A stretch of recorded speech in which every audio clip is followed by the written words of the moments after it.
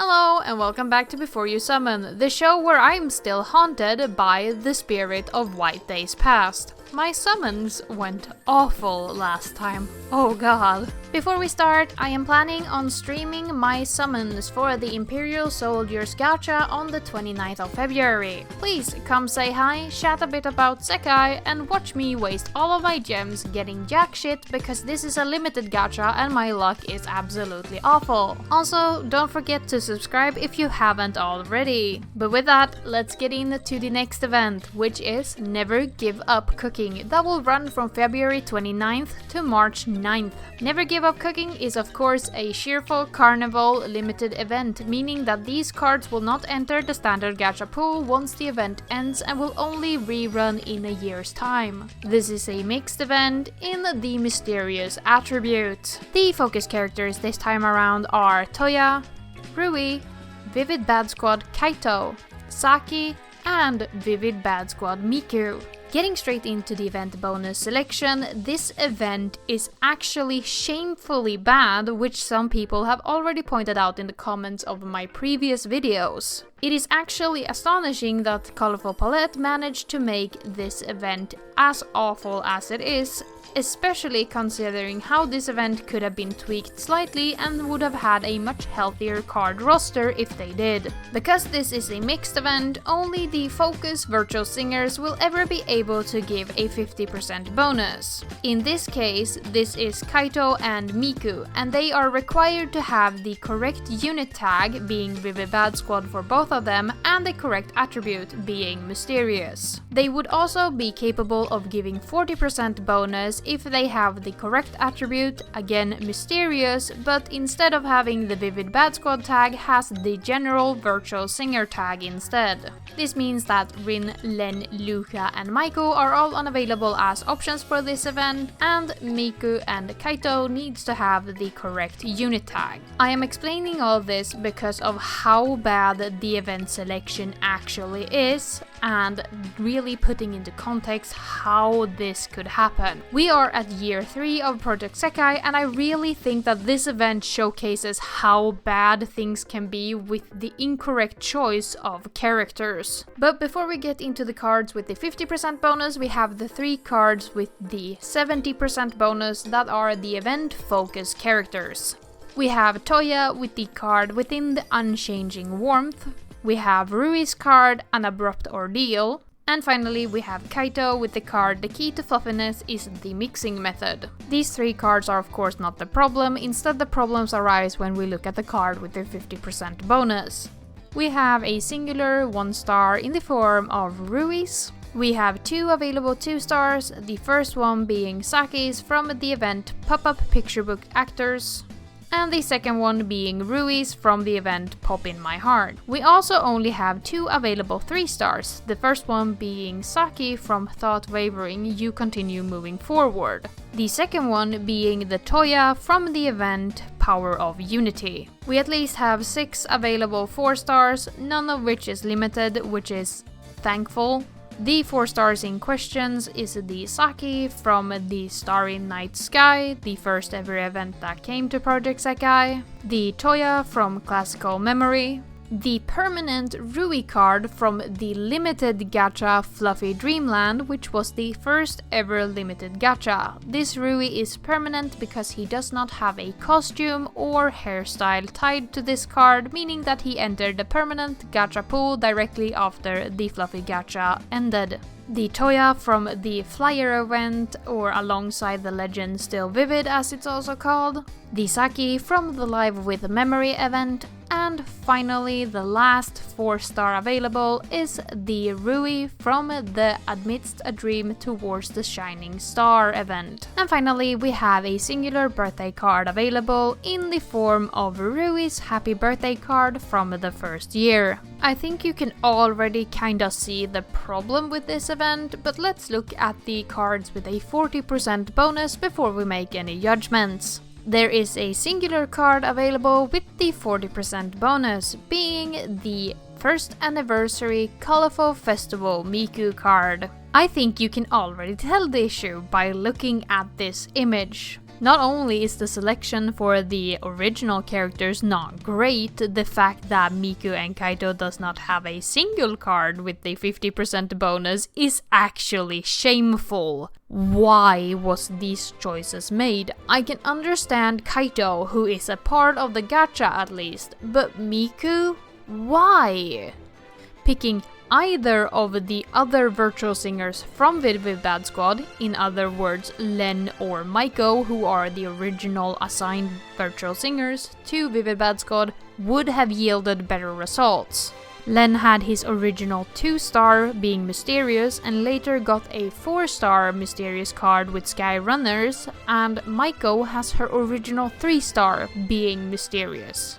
Meaning that both Maiko and Len would have been better, more healthier options for this gacha, especially considering Miku isn't a part of the gacha, she's in the exchange shop. There is no reason for Miku to be here, especially considering that she is a happy card in the exchange shop. Meaning that she would have been useful last event, where there was problems building teams again, instead of getting her this event where she will see no future use as far as we can tell. There hasn't been another Happy Vivid Bad Squad event, meaning that she is kinda just a deadweight in the exchange shop. And that's still not addressing the issue that Kaito doesn't have any cards available if you do not summon from the gacha proper, which not everyone wants to do. Meaning that if you didn't play during the specific time of the first anniversary Color Fest, or you didn't pick Miku from the Dream Pick gacha during the second anniversary, you've had no chance of picking up the 40% boost for Miku. I don't even own the Miku card, meaning that I have a slot that is just completely deadweight despite me summoning from this gacha. Even if I do summon 90,000 gems, it's not a guarantee that I get all 3 of them, and I won't pick up Kaito as the first choice since I prefer Rui and Toya's costume and hairstyles, especially considering I have the Greedy Judge. This means that even as a long-time player, 2 of my slots, if I do not get Kaito, will be deadweight that can never be 50% bonus or higher. And this is not even pointing out the glaring issue that Rui's 2 cards, one of them are an old permanent card from a limited gacha that ran years ago at this point, meaning that he's just been kind of floating around in the permanent pool. Like I've addressed several times before, trying to get one of these limited permanent cards, I'm not sure what to call them, but they are the cards without the costume and hairstyles from a limited gacha during the first year, is like trying to get a needle in a haystack. Of course, you could argue that you can exchange for him in the exchange shop, but who would exchange for a card that does not have a costume or a hairstyle? And his second card is brand spanking new, being released last month as the first event of January. Meaning that most people have not even had a shot at rolling for him, as they are saving maybe for this gacha or a future gacha. That leaves you with only his 2-star, which often leaves a sour taste in people's mouth when they're building a team, being relegated to just using such a low star card. Of course, Toya and Saki are in much better spots, both of them having 3 stars, both of them having 4 stars that come from really early gachas, meaning they've been in a pool for a really long time, and on top of that, the 2 alternative options, which are a bit newer, are still quite old cards at this point, meaning that you've had several chances to pick them up through normal summons. But that still doesn't alleviate the fact that Rui is in a really poor spot if you're not a hyper fan of Rui or have just stumbled upon the cards, and Miku and Kaito are unacceptable at this point.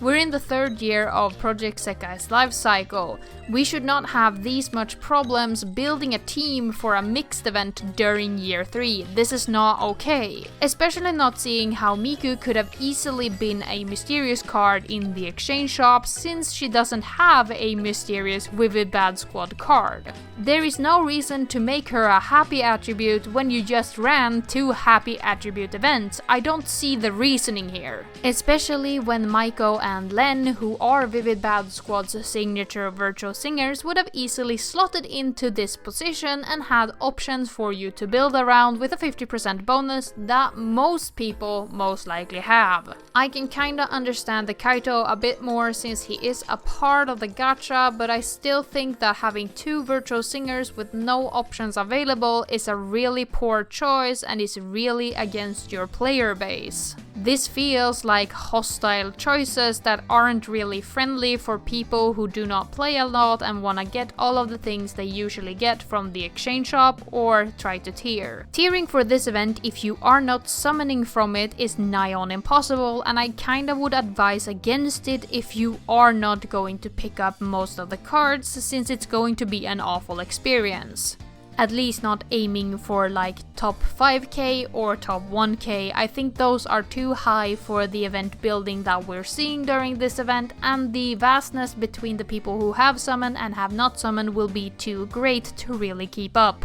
Of course, that is up to you, but I'm really just upset at this event building. It makes me actively mad looking at this and seeing that there were other options that the Colorful Palette team could have picked instead of these really just hostile choices towards the player base. You could have even made it Len as a part of the gacha, which would have given him 50% bonus, and then put in another character in the event instead of Miku, say Tsukasa, who is a part of this story, and also Toya's actually untrained card art. Just anything would have actually been better than how this looks, and this isn't even the worst event we will see this year. We will get far worse later down the line. So be prepared for that. I am going to throw a hissy fit when we get to that event. It is actually the worst thing I've ever seen, and I don't understand how they could even greenlight it. Getting back to the point at hand, I hope most people can at least build a decent team. Using Mastery 2 mysterious limited cards seem like a really good option right now. Currently, I am looking at using White Day Akito and Lion Dance Tsukasa at Mastery level 2 instead of actually trying to fill the virtual singer spots at all. I just hope that most people can at least build a team with a 200% bonus, which is 3 cards with a 50% bonus and then 2 25% bonus cards. Just know that if your team looks absolutely trash, it is not your fault, and most people are in the same boat as you. The person who made this team is a sadist, and they should be punished for what they've done. But calming down, I will keep my angry rants for when I actually make a card distribution video that I've been considering making for a while now. Instead, we should look to the Japanese event schedule and see if these 3 focus cards have seen use in the future as 50% bonuses. And of course, as always, things look kinda bleak. It's at least better than the event selection. 2 of the cards have seen use once each, with the third one being unused as far as we can currently see. The unused card is of course Kaito, because what else would it be? The one card that you need for this event is unused in every other event. I am going to go insane. Rui will see use one more time in the event A Story Where You Are the Star that we have already discussed once before during the last Wonderland Showtime event. The event will run from November 22nd to November 28th and is a Wonderland Showtime unit focused event. It is a permanent marathon event, meaning that all of the cards will join the standard gacha once the event passes. Rui is a part of this gacha, as Wonderland Showtime Meiko, Tsukasa, and Rui are the focus characters, meaning that Rui is available with a 70% bonus during this event. Though this event is after the 3rd anniversary, meaning that he was most likely available with an 80% bonus, but we will discuss that when we get closer to the 3rd anniversary. Ignore that for now. This means that the Never Give Up Cooking Rui will be slightly less valuable, as you could summon for a permanent card with a 70% bonus during this event if you're planning to tier. But it's also worth mentioning that since Never Give Up Rui is a limited card, he will not rerun, unlike this Rui, which you can pick up at any point. Toya, on the other hand, just got his use with the last limited event on the Japanese side that just concluded.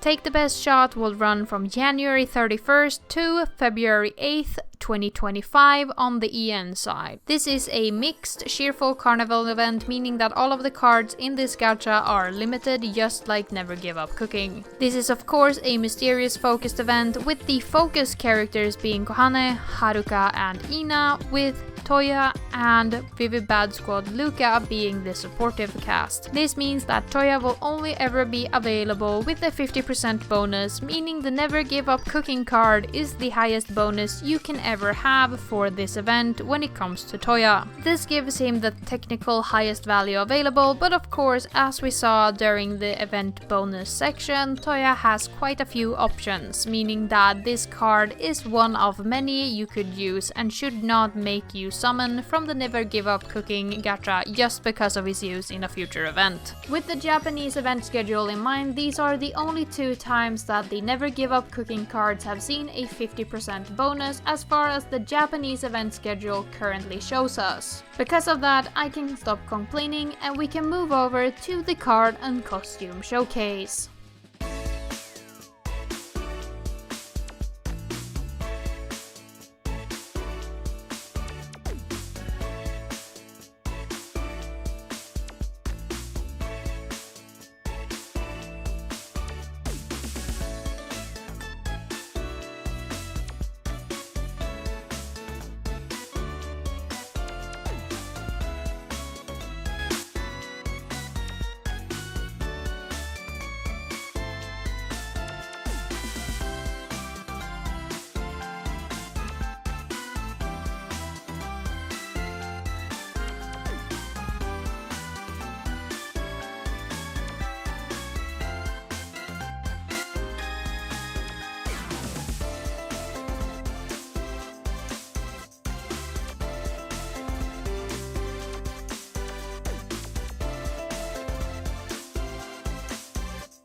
So we arrive at the final question of the hour. Should you summon from the Never Give Up Cooking event? And I am super torn this time around. This is a limited event, meaning that it has that higher value that I talk about during all of the permanent event. Limited cards only show up during their limited gachas, and their limited gachas shows up once, then another time a year later, and then they will enter a unstandardized pattern where we can't really tell when and where they will rerun. At the same time, the event kinda hinges on you summoning from this gacha to even have a shot at keeping up with the ladder. At the same time, these cards have not seen a lot of use, meaning that you have to summon them because you really love the costumes and the hairstyles, as you won't be able to use the card art much in future events. This is especially hurting with Kaito, who is the only option for him during this event, meaning that he's highly important to pick up during this event proper, but in the future he doesn't see much use if there isn't a Vivid Bad Squad focused event soon with the mysterious attribute. On another hand, these cards are quite niche in their usage. Of course, for people like me who picked up the first White Day gacha with the Knights, this is a good foil for those costumes. Being able to build teams of White Knights and Dark Knights is a very cool concept, but for other people, these uses are pretty niche, as it's hard to build teams around this fairy tale fantasy-esque style. A lot of the clothes in Project Sekai are more pretty or have specific theming, meaning that these knight sort of armors are very much contrasting with most of Sekai's aesthetics. At the same time, I can really see how many people think that there are better options for Rui, Toya, and Kaito when it comes to hairstyles. Toya, of course, is a bit weaker in his hairstyle selection, but Rui has some really strong hairstyles that have already ran, and Kaito, of course, has one of the most precious hairstyles in the game, being Marlon's hairstyle from The Greedy Judge. I also don't think that the costume alternatives really carry these costumes very far, except for maybe Mastery 5, which most people will never be able to achieve, as the cost is not really worth the payout. And of course, there are some other limited options showing up during 2024 and early 2025 for Toya, Kaito, and Rui. Because I've mentioned it so often, take a shot every time I say Pandemonium, but Rui is a part of the Pandemonium gacha. He is an event character during this, meaning that he gives 70% bonus if you do summon him during Pandemonium. I will warn you though that the Rui from Pandemonium does not have a special accessory or an accessory at all. Instead, he only has the hairstyle and the costume, which I find very weird. We're again in year 3 and we're still getting costumes and hairstyles without accessories despite being this far in. They could have just given him glasses like Shizuku and Tsukasa, but I guess that was too hard.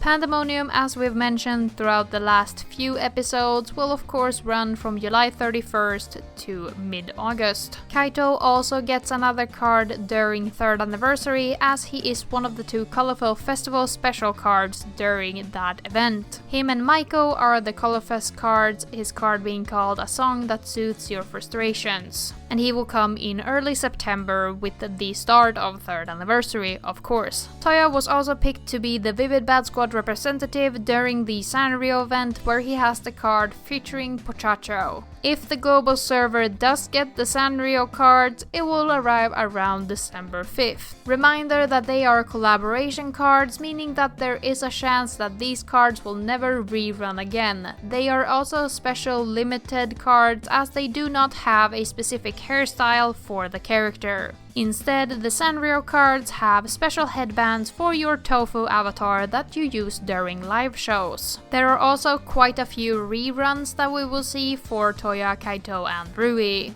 Of course, Kaito will have his 1.5 anniversary card rerun after 2.5 anniversary sometime in mid-April. This is the same gacha where the Nightcore 25 Sakura Blossom Miku comes from, that I know is a highly coveted card. Toya will see a rerun of his Close Game Offline card sometime in mid-September this year. The 2nd anniversary and subsequently the Rui inside of it will rerun in October of this year. And with the 3rd anniversary, the Dream Pick Gacha will return, where you have the opportunity to make certain past Colorful Festival card into a rate up card once again. Both the Happy New Year's 2022 Rui with the tattoo and the Toya from the 1.5 anniversary will be part of this Dream Pick Gacha, meaning that Rui, Kaito and Toya will all be available with a rate up if you pick them during this Dream Pick Gacha. So there are a lot of options for limited cards if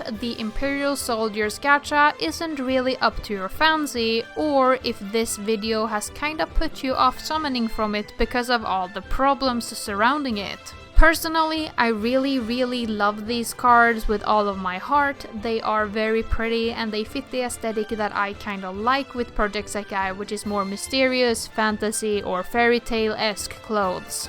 I also think that the hairstyle for Rui and Toya are very cute, and I will be using those above the 2nd anniversary for Rui, and Toya I currently don't have a hairstyle for. But of course, I am not here to tell you that you should or should not summon. You should summon if these cards make you happy, or if the hairstyles and costumes fall in your taste. It is your gems, your account, and you should only pick the cards that really make you happy. This event has such massive problems that I really don't know if I should tell you or tell you not that I think you should summon. On the one hand, summoning will make this event much easier because of the really poor card selection. On the other hand, these cards haven't really seen use after the fact, and they are very niche in their costuming and hairstyles. So if you're on the fence on this gacha, I'm not really sure what to tell you. I think you should summon from the gachas where you like the most amount of cards and you feel like you will gain the most amount of happiness. So if you don't want to summon but you still want to see someone suffer, come join me on February 29th and we will summon together during the live stream. But please, in the comments, tell me what you think of this gacha. Do you love these cards? Do you hate the card buildings? Or maybe you really dislike this set, unlike most people I've seen in the comments. And while you're down there, why don't you ring the bell, leave a like, and maybe share it with a friend who needs to see that this event building is just ass. It's not their own fault. But with that, I have complained and I've rambled and I've kept you long enough during this video. Let's get out of here for the week.